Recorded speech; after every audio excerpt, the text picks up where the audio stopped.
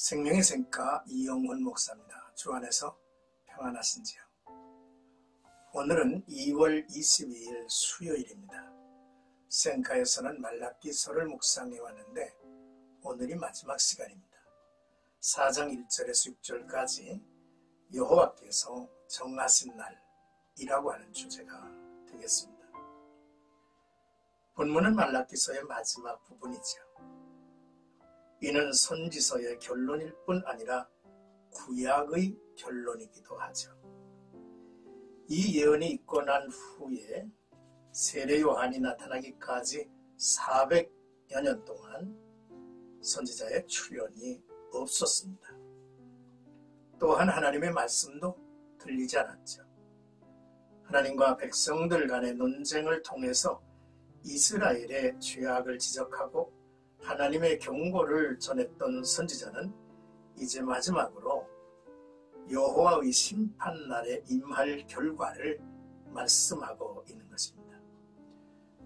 메시아의 오심으로 이루어질 심판을 악인은 견디지 못할 것이나 의인은 그날의 구원을 받고 원수들을 물리치게 될 것입니다. 이어서 선지자는 엘리야의 출현과 끝까지 돌이키지 않는 자들에게 경고하죠. 모세의 율법을 따르고 하나님의 약속 안에서 메시아의 오심을 대비하라는 말씀이었습니다. 본문의 내용은 여호와의 큰 심판의 날이라고 말할 수가 있겠죠. 먼저 1절의 말씀을 보면 만군의 여호와가 이르노라 보라 용광로 불같은 날이 이르리니 교만한 자와 악을 행하는 자는 다 지푸라기 같을 것이나 그 이르는 날에 그들을 살라 그 뿌리와 가지를 남기지 아니할 것이로되 했습니다. 다가올 여호와의 날에 온 땅과 악인에게 임할 심판을 선포하셨죠. 만군의 여호와가 이르노라 보라 극렬한 풀무불 같은 날이 이르리니 라고 하신 말씀이 두렵습니다. 교만한 자와 악을 행하는 자는 다 초계같이 탈 것이라 했고요. 그 이르는 날이 그들을 살라서 그 뿌리와 가지를 남기지 아니할 것이라고 말씀을 합니다. 주의 날, 여호와의 날이 용광로 불 같은 날로 묘사되고 있음에 우리는 주목해야 할 것입니다. 다시 말해 그날은 매우 두려운 날로 인류에게 임할 것이라는 것이죠. 어리석은 자들은 하나님이 없다 하며 이 같은 심판을 모르고 사는 자들이다 라고 지적할 수밖에 없습니다. 이제 2절에서 3절까지는 내 이름을 경외하는 너희에게는 공의로운 해가 떠오르리라 했습니다. 악인의 철저한 파멸을 의미하는 심판이 의인에게 어떤 결과를 만들어내는지를 말하고 있죠. 심판의 날이 악인에게는 두려움과 파멸의 날이 될 것이지만 의인들에게는 공의로운 태양이 떠오르는 날이 될 것이라 했습니다. 의로운 해가 떠올라서 치료하는 광선을 바란다는 것은 그날에 의인들의 모든 상처와 아픔이 치유된다는 것을 말해주죠. 이로 인하여 심판의 날에 의인들은 외양간에서 나온 송아지처럼 뛸 것입니다. 악인들의 압제 아래서 고통을 당하던 의인들은 심판의 날에 역전될 것이죠. 그래서 악인들이 너의 발바닥 밑에 재와 같으리라 라고 말씀을 하신 것입니다. 이 땅에서 세상이 이기는 것 같고 때로는 우리가 초라해 보일지라도 세상은 이미 하나님의 심판 속에 있는 것이고 우리는 하나님의 은혜와 자비 속에 있음을 알아야 합니다. 다만 세상은 하나님의 심판이 이미 시작된 줄을 모를 뿐이죠.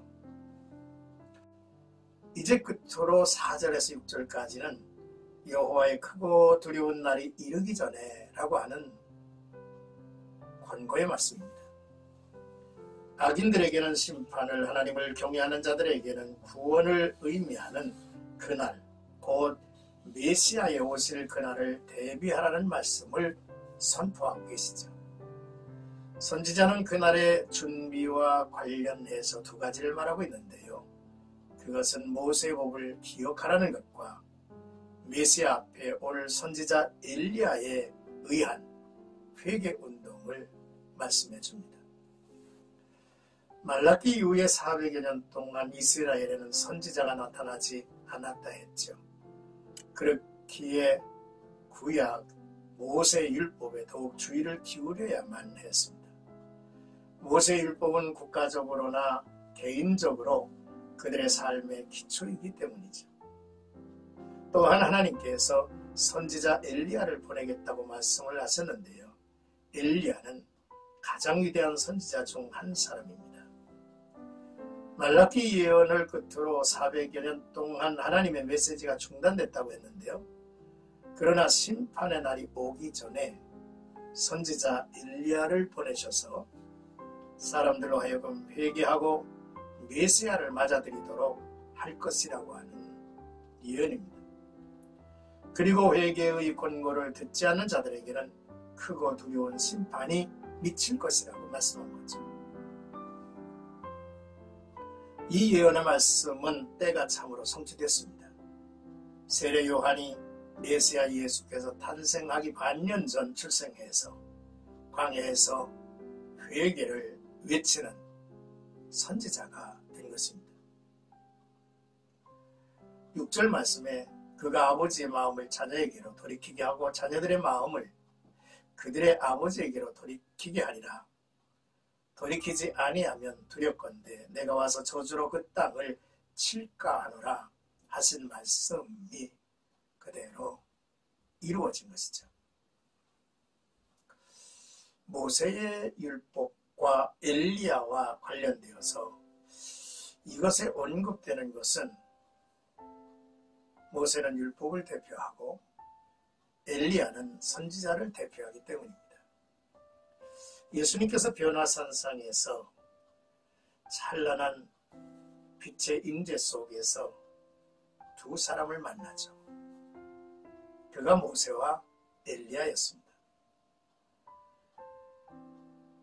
본문에서 예언하고 있는 오실 메시아 예수님은 율법과 선지자 모두를 완성하실 분임을 우리에게 암시해 주고 있습니다. 사랑하는 셀카 가족 여러분, 이제 말라기서를 우리가 마무리하고 있습니다. 오늘 본 단락을 통해서 한 세 가지를 정리해봤습니다. 첫째, 우리는 모세를 만나서 하나님을 알고 말씀의 조명을 받아야겠다는 것이죠. 그래야 우리가 하나님 앞에서 구원을 받아야 할 존재임을 깨닫게 될 것입니다. 둘째, 우리는 광야로 나아가서 세례 요한을 이제 만나야 한다는 것입니다. 왜냐하면 진정한 회개자가 되어야 하기 때문이죠. 마음을 돌이킨 자가 되어서 예수 그리스도 이름으로 세례를 받아야 할 것입니다. 셋째로, 우리는 예수 그리스도를 영접하고 믿어 하나님의 자녀, 그 상속자로 변화되어야만 하겠다는 말씀입니다. 오늘도 여러분, 시대의 그 종말의 현상이 참 여러 곳에서 드러나고 있습니다. 세상이 악하고 또 곳곳에서 여러 가지 사건, 사고와 재난, 또한 나라와 나라들이 분쟁하고 전쟁하는 모습들이 이제 일어나고 있습니다. 그러나 한편으로는 영적 부흥운동이 이제 서서히 일어나고 있음을 우리는 주목해야 합니다. 요즘 미국의 유명한 대학 에즈베리에서 대단한 그 부흥의 역사가 있었다고 하는 소식을 전해 들었습니다. 젊은이들이 밤을 새가면서 종일토록 하나님 앞에 부르짖으며 기도하고 찬양하고 하나님께 영광을 돌리는 그러한 일들이 한 주간이 넘어 계속 이어왔다는 것이죠. 이러한 놀라운 역사는 다른 대학에까지 지금 번져가고 있다고 합니다. 우리가 사는 이 땅 대한민국에 영적 각성운동이 일어나고 하나님 앞에 모여 참회하고 하나님의 구원을 간절히 구하는 이러한 놀라운 역사가 일어나기를 주님의 이름으로